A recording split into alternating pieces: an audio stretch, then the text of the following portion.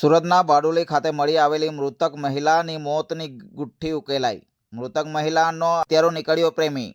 આ મૃતક મહિલાના પતિ સાથેથી છૂટાછેડા થઈ જતા મહિલા લિવ ઇન રિલેશનશીપમાં રહેવા લાગી હતી પ્રેમી સાથે. ત્યારે સવાલ એ થાય છે કે આ મહિલા કોણ હતી અને કોણે આ મહિલાની કરી હત્યા. નમસ્કાર દર્શક મિત્રો, હું છું ગણપત ગામિત અને હું આપની મધ્ય લઈને આવ્યો છું પ્રેમીઓની ઘટના. શું છે સમગ્ર હકીકત જોઈએ SGTV લાઈવ ન્યૂઝ ચેનલના માધ્યમથી આ વિડીયોમાં. વાત કરીએ સુરત જિલ્લાની, તો સુરત જિલ્લામાં થયેલી વધુ એક મહિલાના હત્યાની ગુઠ્ઠી જિલ્લા પોલીસે ઉકેલી નાખી છે. ત્યારે આ મૃતક મહિલાની જો વાત કરવામાં આવે તો આ મૃતક મહિલાના પ્રેમીએ જ મહિલાની હત્યા કરી હોવાનું જાણવા મળતા સમગ્ર જિલ્લામાં શોકનો માહોલ સર્જાયો છે. આજથી 4 દિવસ પહેલા બારડોલીના સેજવાડ ગામની સીમમાંથી એક અજાણી મહિલાની હત્યા કરાયેલી હાલતમાં મૃતદેહ મળી આવ્યો હતો. તે દરમિયાન આ મહિલાની ઓળખ કરાવી પોલીસ માટે પડકારરૂપ હતી, કેમ કે મહિલાના હાથ પર આશા અને અંગ્રેજીમાં ડીના સુંદરા સિવાય બીજો કોઈ જ પુરાવો પોલીસ પાસે ન હતા. જેથી પોલીસે આ મહિલાની તપાસ હાથ ધરતા આ મૃતક યુવતી કામરેજ દેવી પૂજક સમાજની દીકરી હોવાનું બહાર આવ્યું હતું.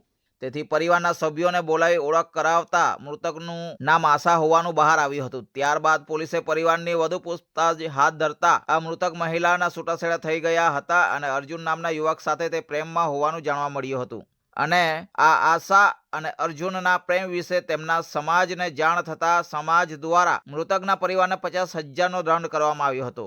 તે દરમિયાન આ મૃતક આશાએ આ દંડની રકમ તેના પ્રેમી અર્જુન પાસે માંગણી કરતા પ્રેમીએ 20,000 આપી દીધા હતા. જ્યારે બાકીના રૂપિયાની વ્યવસ્થા થઈ જશે ત્યારબાદ આપવાનું જણાવતા બાકી નીકળતા રૂપિયાને લઈ આ મૃતક આશા અને પ્રેમી અર્જુનના ઝઘડા થતા હોવાનું જાણવા મળી આવ્યું હતું. આ મૃતક આશાના પતિ દીપક સાથેથી તેમના છૂટાછેડા થઈ જતા તેણી રખડું જીવન ગુજારતી હતી. જેથી આ મૃતક મહિલા અર્જુન વાંસફોડિયાના સંપર્કમાં આવતા તેઓ બંને સાથે રહેવા લાગ્યા હતા. અને ત્યારબાદ આ બંને લોકો કાકરાપાર દર્શનાર્થે ગયા હતા અને ફરતી વેળાએ બાકી નીકળતા રૂપિયા 30,000ને લઈ મૃતક આશાએ પ્રેમી અર્જુન સાથે ઝઘડો કર્યો હતો. તેથી આ પ્રેમી આવેશમાં આવી જતા લાકડાનો સપાડો મારી આશાની હત્યા કરી નાખી ફરાર થઈ ગયો હતો. પરંતુ પોલીસના તપાસમાં અર્જુનનું નામ ખુલતા પોલીસે અર્જુનને ખેડાથી ઝડપી પાડી પૂછતાછ કરતા પોતે હત્યા કર્યાની કબૂલાત કરી લીધી હતી. જો કે આ કબૂલાતના આધારે પોલીસે કાયદેસરની કાર્યવાહી કરી અર્જુનને જેલ ભેગો કરી દીધો હતો. હાલ તો સુરત જિલ્લામાં ઉપરા સાપરી 2 અલગ અલગ મહિલાઓની હત્યાની ઘટના સામે આવી છે, જેમાં આ બંને મહિલાઓ પરિણીત હતી. ત્યારે એક મહિલાનું કોસંબાના તરસાળી વિસ્તારમાંથી બેગમાં પરિણીત મહિલાનો મૃતદેહ મળી આવ્યો હતો અને તે 2 વર્ષના બાળકને લઈ દિલ્હીથી કોસંબા ખાતે રહેતા પ્રેમી પાસે આવી હતી. ત્યારબાદ તેણી તેના પ્રેમીને લગ્ન માટે દબાણ કરતા પ્રેમીએ તેને પતાવી દીધી હતી. જ્યારે હાલ બીજી તરફ બારડોલીના કિસ્સામાં પણ મહિલા પરિણીત હતી, જેણે પતિ સાથેથી છૂટાછેડા થતા પ્રેમી સાથે રહેતી હતી અને પૈસાની લેતી દેતીમાં પ્રેમીએ તેને પતાવી દીધી હતી. તેથી આવા કિસ્સાઓ સમાજ માટે લાલબત્તી સમાન છે. બારડોલી રૂરલ પોલીસ સ્ટેશનની હદમાં આવેલ સેજવાડ ગામની સીમમાંથી એક અજાણી સ્ત્રીની લાશ મળેલી. પોલીસે ઘટના સ્થળે જઈ અને તપાસ કરતા આ અજાણી સ્ત્રીના હાથ ઉપર છૂંદણા છૂંદાવેલા અને એમાં આશા ગુજરાતીમાં લખેલું અને ડી લખેલું ઇંગ્લિશમાં. એના ઉપરથી પોલીસે અલગ અલગ ટીમો બનાવી અને આ સ્ત્રી ખરેખર કોણ છે, એની લાશ કઈ રીતે અહીં આવી અને મૃત્યુનું કારણ શું એ શોધવા માટે મહેનત કરતા એના આ કામરેજની દેવી પૂજકની દીકરી છે, આશા એનું નામ છે. એના મા બાપને એના ભાઈ વગેરે મળી આવેલા, એમણે લાશ ઓળખેલી અને પછી એમની પૂછપરછ કરતા એમણે જણાવેલું કે કોઈ અર્જુન વાસફોડા કરીને એક 30 થી 32 વર્ષનો યુવાન છે અને એ આશાના ભાઈએ કીધું કે મારી બેન સાથે ઘણા સમયથી એના આડા સંબંધ છે. એટલે એ પોલીસની ટીમે આ અર્જુન દિનેશ વાસફોડાની તપાસ કરતા એ મળી આવેલ નહીં, એટલે પોલીસને થોડી વધારે પડતી શંકા ગઈ.